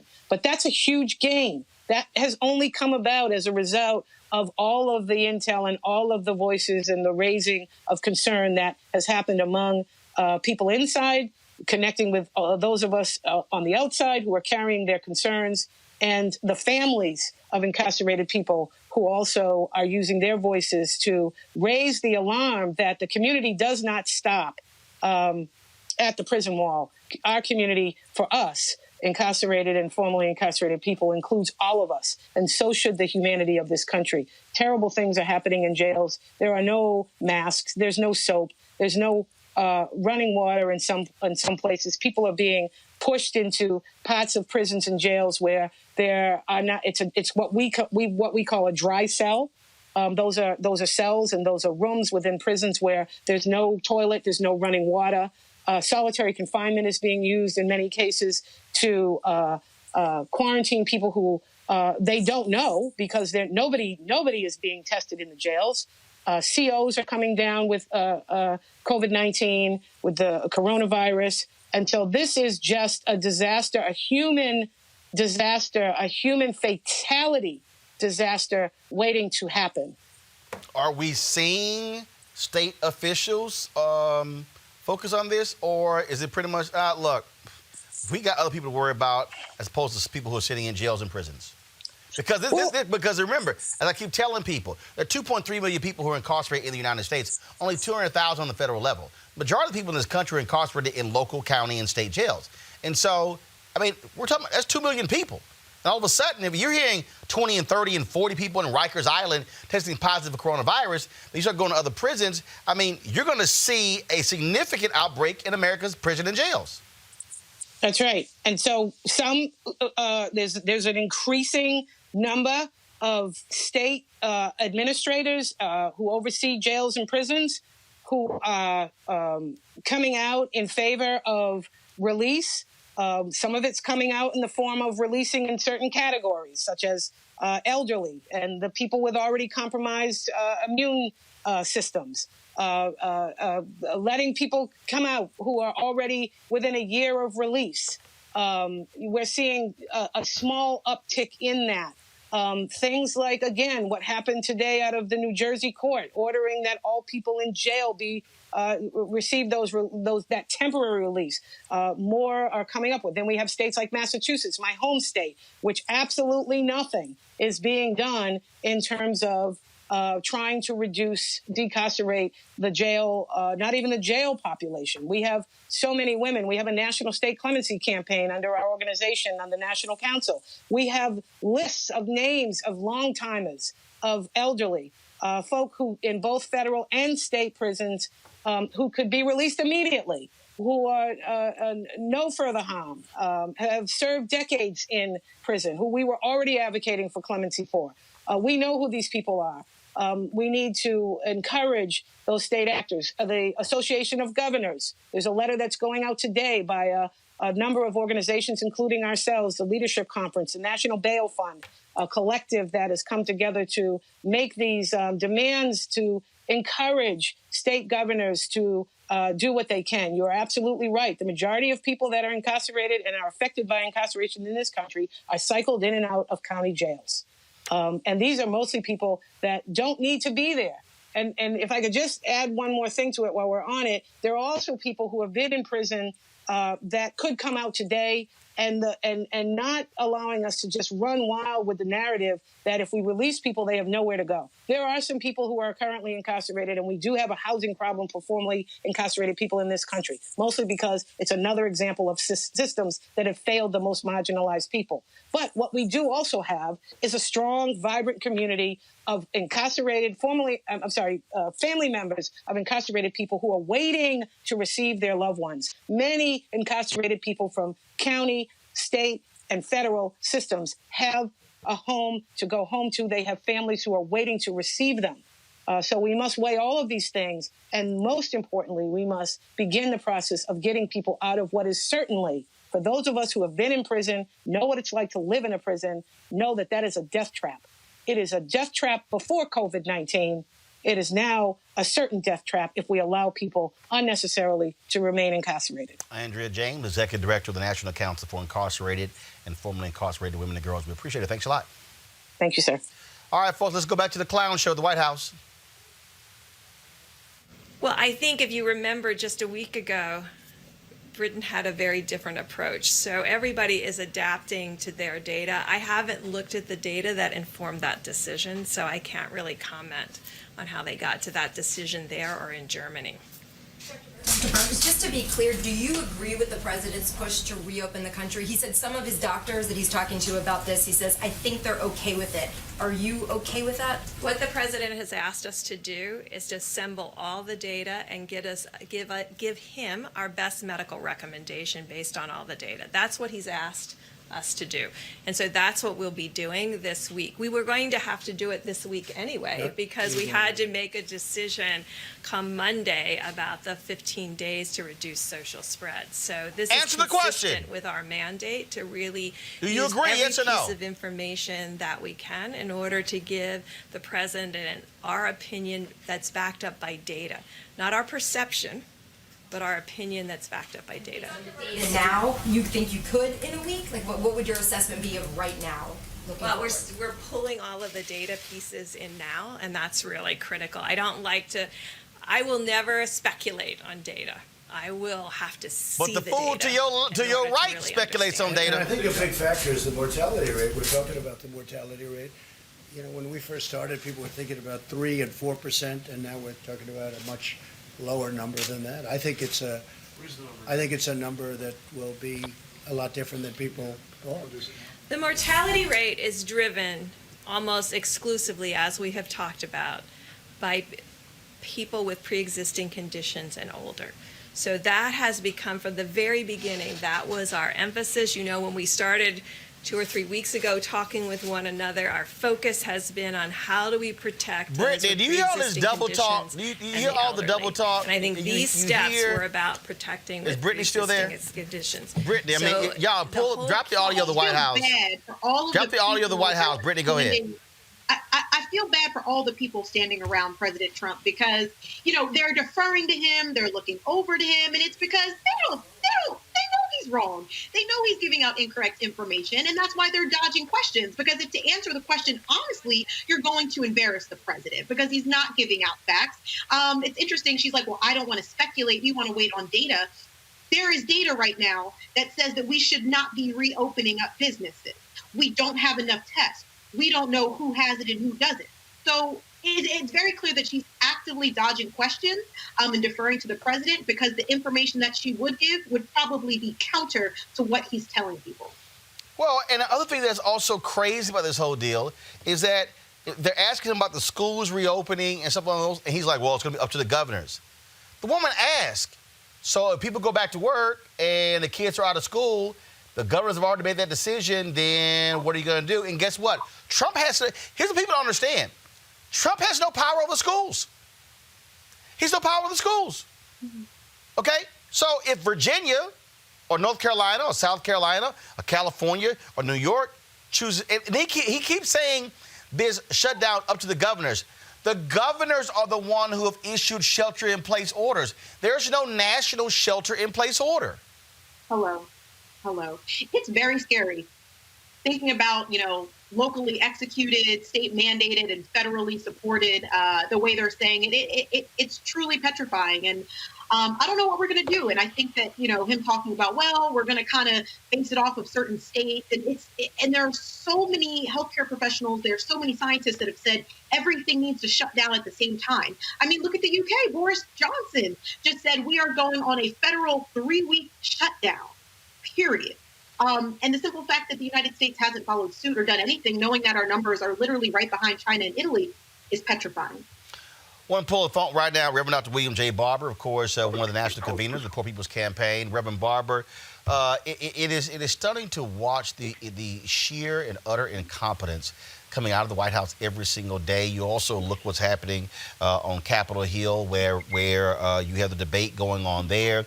The Democrats, for the second time, have voted against closure, and so therefore, the bill that the Republicans want them to vote on, they are desperate for that to move forward. Mitch McConnell is really upset, blasting Democrats, talking about how they are, failing America and all of this sort of stuff. In fact, I want to play for you something that Mitch McConnell said that I want you to comment on this, Reverend Dr. Barber. So, folks, here's Mitch McConnell. Check this out, y'all. This today.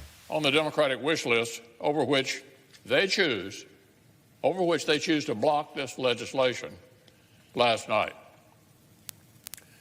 Tax credits for solar energy and wind energy. Provisions to force employers to give special new treatment to big labor.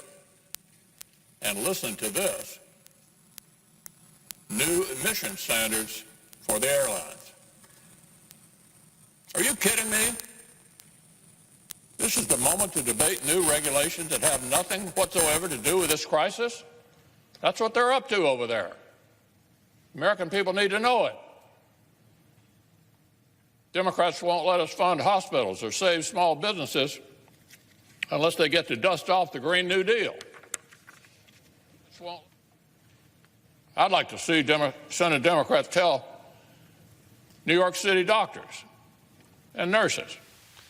Reverend Barber, they're complaining because Democrats say there's too much pork, if you will, in this bill.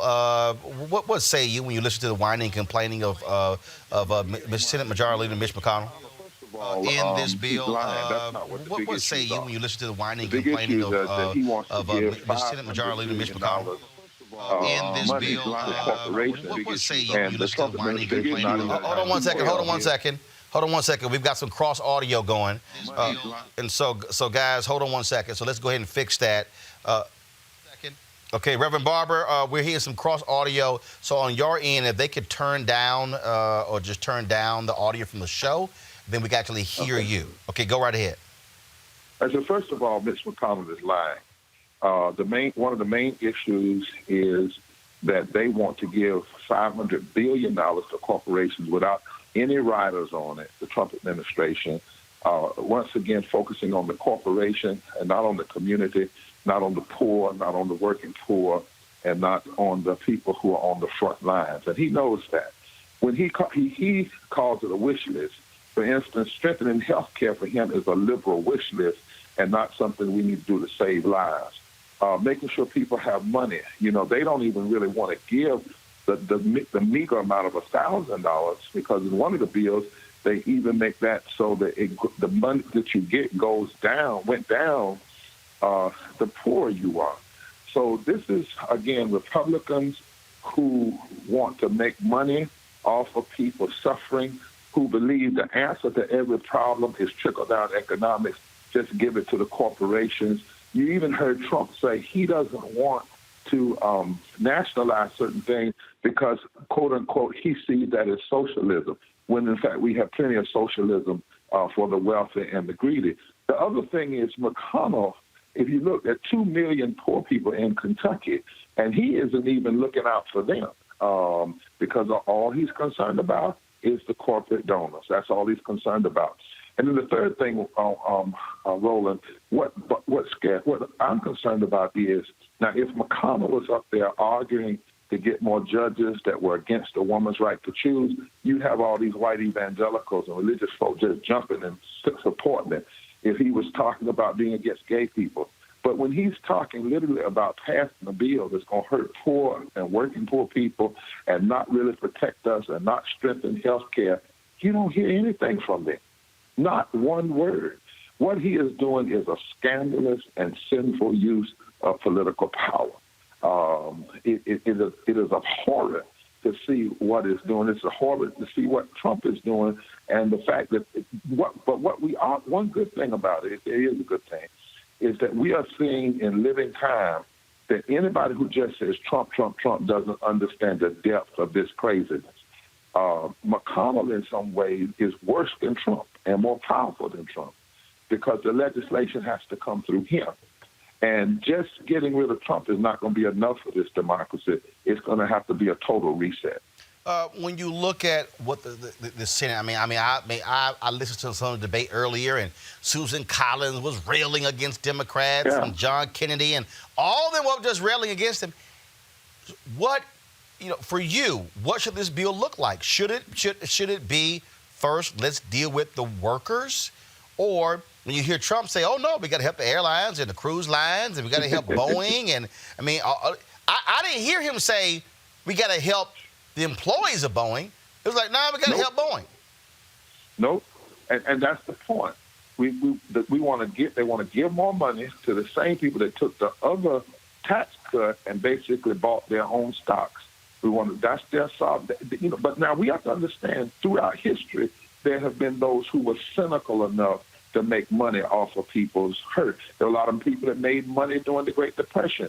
When Roosevelt pushed to pass Social Security, there was some that said, don't put it with the agrarian culture and the domestic culture, left out 50% of white women and almost all black people. But you don't hear them saying, let's protect the nurses' aides and the nurses. And I'll tell you another group, let's protect the janitors who have to clean the soil piece. We're talking about people who are at risk. Let's protect the maids. Let's protect the sanitation workers. Let's make sure everybody has a living wage. Let's make sure, and not just for 3 months, but permanently. Let's make sure we make permanent paid sick leave and time off. You don't hear them arguing for those things. It's all about we have to do this $500 billion. Now, remember, that's $500 billion on top of already $1.5 trillion that they found overnight. And isn't it amazing, Roland, that when Bernie Sanders or Elizabeth Warren were talking about Medicaid for all, the whole argument by Democrats and Republicans is we don't have the money. We can't find the money. And isn't it amazing that they want to give all this money to the airlines and the cruise liners, and some of the cruise liners don't even have their offices in America, by the way. But this same group, McConnell, if you go back in history, they were the ones that cut the money to the community health centers. My daughter is a PhD in public health, and she said, Dad, it's not just that we don't have the money, we don't have the infrastructure because of all the ways in which extremists who call themselves Republicans cut community funds, cut hospital funds, block health care, and now we don't even have the infrastructure to deliver what the people need. So talk about this digital campaign where the Poor People's Campaign is launching. Well, we're launching a major digital campaign. We have what's called a moral response to poverty and pandemic, and we put it together with some leading thinkers.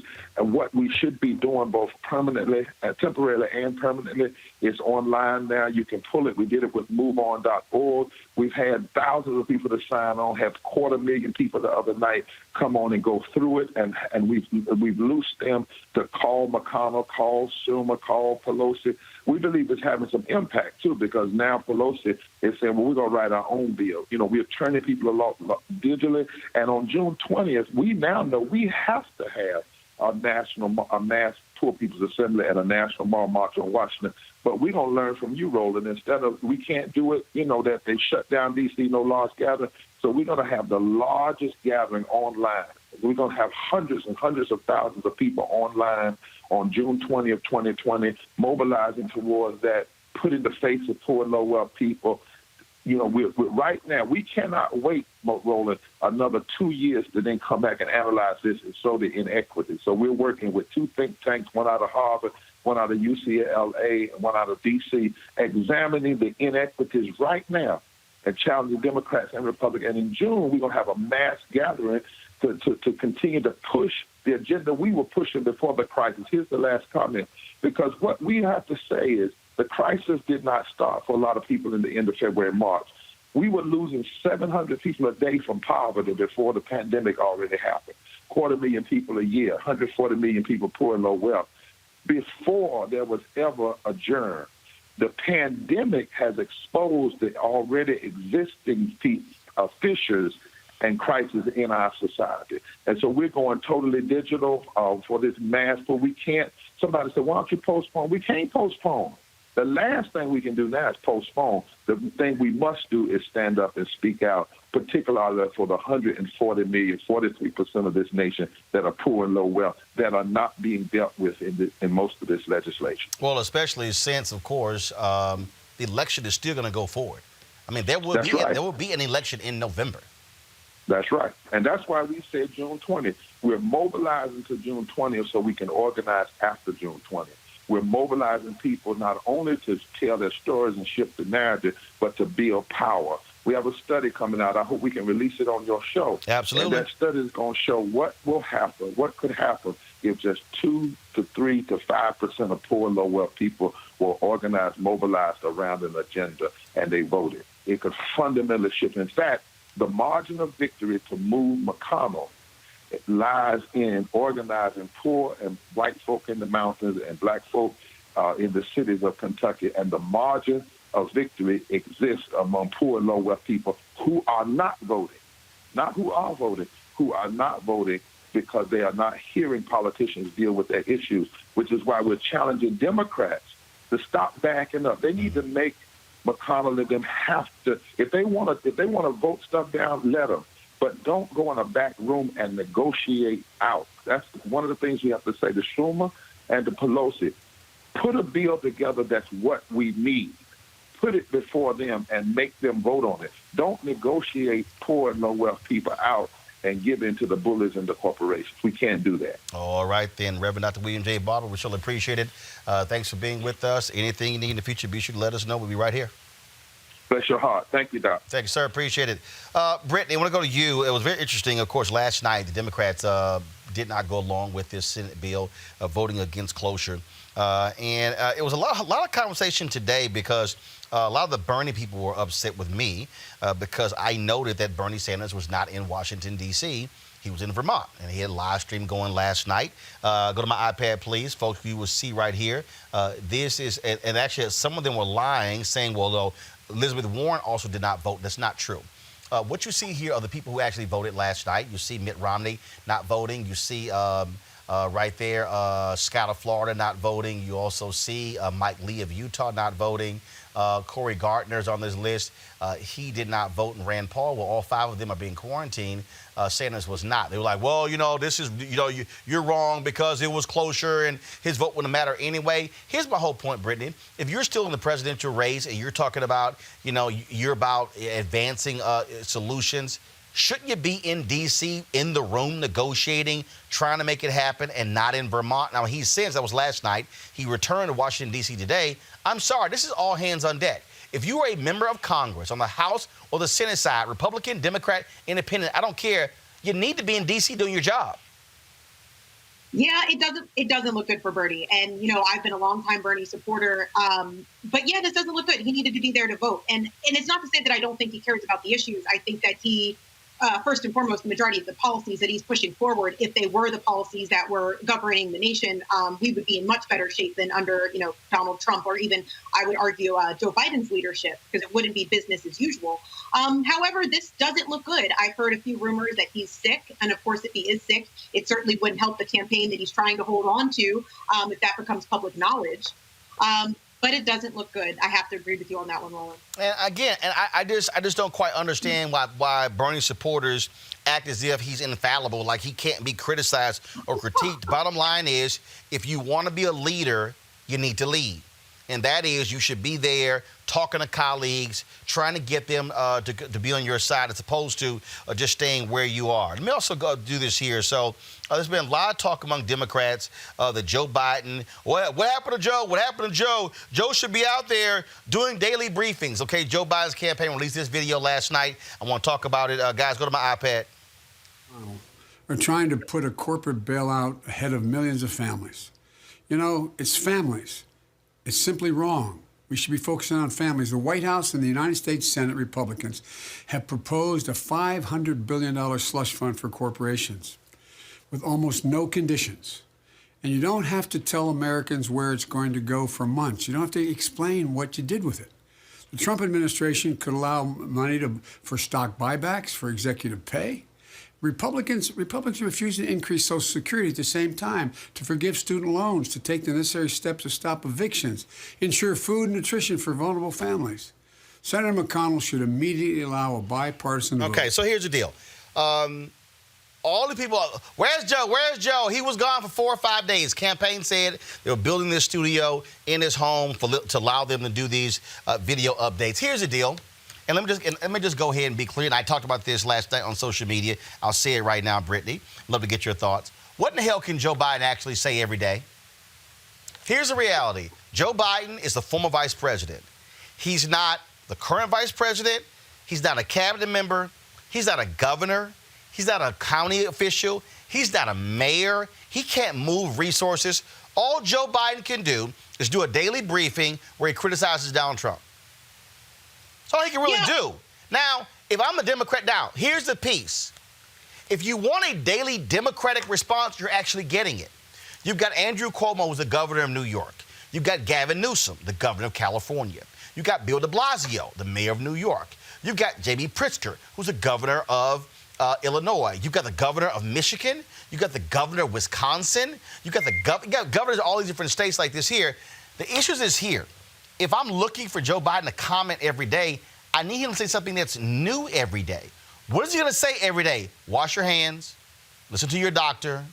If you got a fever, drink some water. I mean, so the reality is it's limiting with what he can say, and pretty much folks are going to be tuning him out. I personally think that that's people who don't like Joe Biden. A lot of the Bernie Sanders people as well.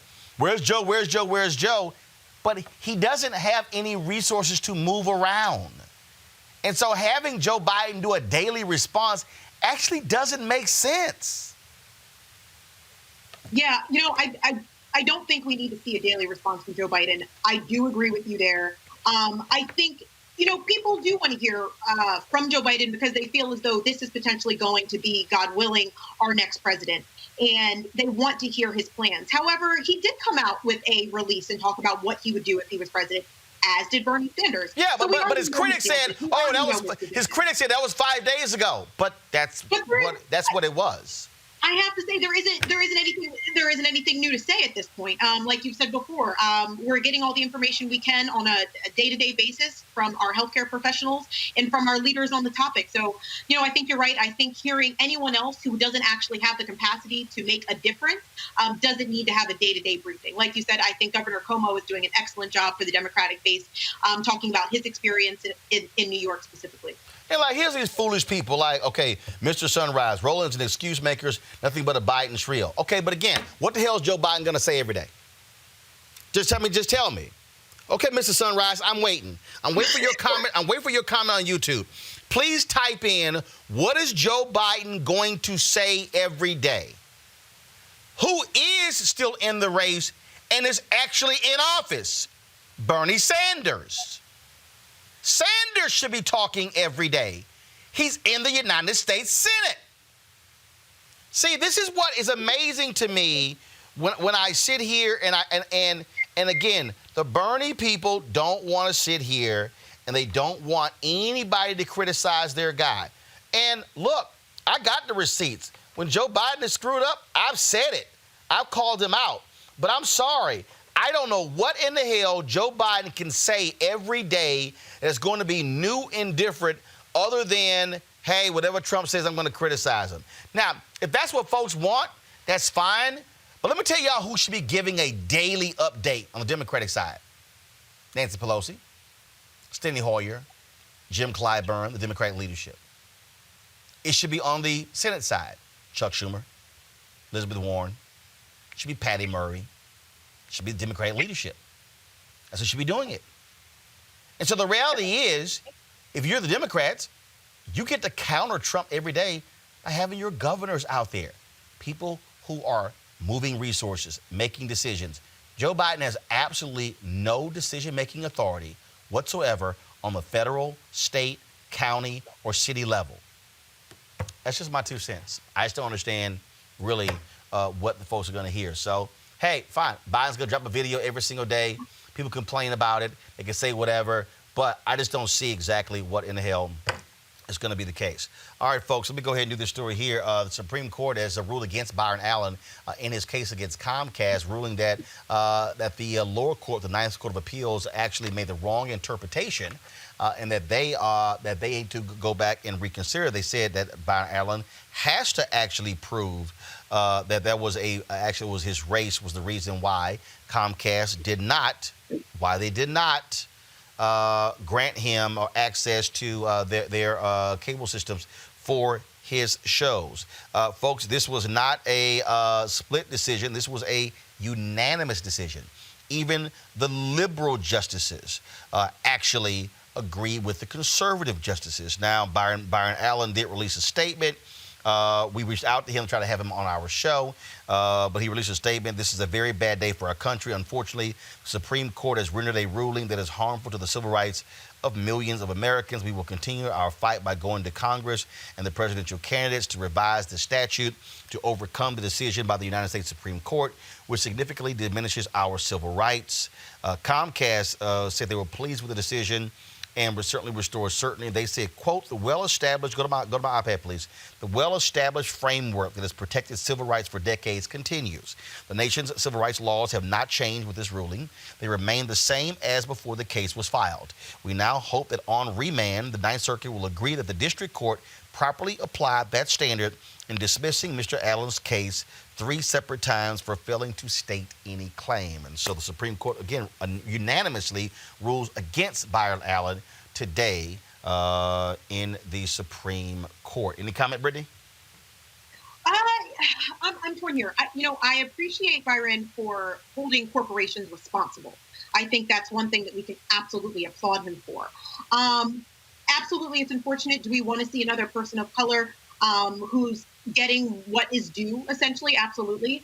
But it's interesting to hear what their arguments are in terms of why, his programming wasn't getting on Comcast in the first place. And they're arguing that it was the quality of work that was being produced, which is interesting in and of itself. But I will say this. I applaud Byron Allen for drawing attention to major corporations and holding them responsible to Black ownership. Well, I'll tell you what, though, but it does, I think it also significantly hurts him in that it was unanimous.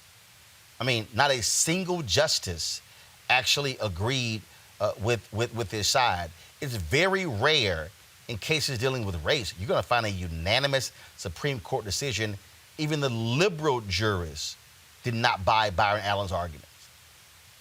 Yeah, I don't want to out any of my personal friends, but I have a couple of folks that work in the, the Black History Department over at Comcast, and they have a couple of critiques for Mr. Allen in terms of his him being kind of the champion of, civil rights and, equality among Black folks. It seems a bit ill-timed and disingenuous. I don't know how true that is. I don't know Mr. Allen personally. But I do think it looks bad. It does look bad. Like you said, the entire Supreme Court has unanimously said, we're not with Mr. Allen on this one. Well, again, it goes back to the Ninth Circuit, so we'll certainly see what happens there. All right, folks, that is it for us. Let me see here. Are they still, are they still going on with the long-winded news conference at the White House? Let me see here. Because clearly Donald Trump, y'all, is desperate for all of the attention, and that's why they're having this long-winded news conference. They still yakking? Go back. Let's see what new lives we can go in the last 3 minutes of the show. Their highest rating is today. And now all of a sudden they have difficulty because they've been closed up. So you need something to keep them going. But that money is not going to be wasted money. That money is going to be seen, and we could multiply that number by many times coming back to the American public. That could be a phenomenal thing. But most importantly, it's going to keep these great engines of jobs and ingenuity going. Very important. Yeah, how about one or two more and we'll go. Go ahead, please. Thank you, sir. Are there things you regret in the way you handled the crisis so far? Are there words you regret? I don't think so. I'm looking forward. I don't look back. I guess there's always something everybody regrets. There are things in your life you regret. We all regret things, but I really like to look forward. I'm a person that looks a forward thinker, I guess they would say. No, I think that we've handled it really well. It seems to be the American public thinks that we've handled it well if you look at polling data. But I'm not interested in myself. I'm interested in the American people. We have to get this going. We have millions and millions of jobs that were solid as a rock 3 weeks ago, and today there could be questions. And the faster we get it going, the more likely it is that those stores, little businesses, big businesses, medium-sized businesses open up. And we'll get it going very fast. I really believe this is a pent-up demand. I think that as soon as we say, let's go, and it's going to be pretty soon. It's going to be pretty soon. It's going to be sooner than people would think. We're in a position to take care of our country, but at the same time to have the country really go up like a rocket ship economically, and that's great for jobs. It's great for everything else. Yeah. Mr. President, I'd like to ask a question for a colleague who can't be in the room because of social distancing. For whom? A colleague who can't be in the room because of our social distancing about Florida. He wanted me to ask, should Governor DeSantis have closed all of the beaches in his state? Well, that's really up to the governor. I mean, I think that, first of all, he's a great governor. He's done an incredible job, Governor DeSantis of Florida. And on the beaches, I guess he's recently made a decision, but you do have a lot of room on the beaches. And, I think it's just a decision that he made originally, and then he's refined it, and then he's done something that a lot of people agree with what he's done. But he's done a lot of things right. And he's been truly, he cares so much about health care. He cares so much about the cost of prescription drugs. He's been a fantastic governor for Florida. There's a lot of room on the beaches. He literally said there's a lot of room on the beaches. I'm done. Brittany, I appreciate it. Thanks a lot. I want to thank Avis and Scott for being on our panel as well as our great guests on the show. Tomorrow, I'm Roland Martin Unfiltered. That brother who's a county commissioner down in Florida who went off. Ooh, yeah. We're going to have him tomorrow, right here in Roland Martin Unfiltered. Folks, support what we do by going to RolandMartinUnfiltered.com. Join our Bring the Funk fan club. You can use Cash App. It's $RM Unfiltered. You can use our PayPal. You can use Square as well. Your dollars make this show possible. We keep trying to keep you abreast. And again, our goal is very simple. Every day, bringing you black experts you're not seeing these folks on cable news network or broadcast networks. That's why we do what we do every single day. We're going to have them every day talk about coronavirus and how it impacts you. And so we look forward to that. And so thank you for supporting us. You can follow us on YouTube, hit subscribe. You can also give. All the people who are watching on YouTube right now, it's more than almost 2,500 of you. You can give right there on YouTube. And so we certainly appreciate it. Thanks a bunch. Thanks for watching on Periscope and Facebook as well. Don't forget, folks, to restream the show. You can see this when we're done. Also watch the restream as well. So I'll see you guys tomorrow right here. Same time, same place. Holla!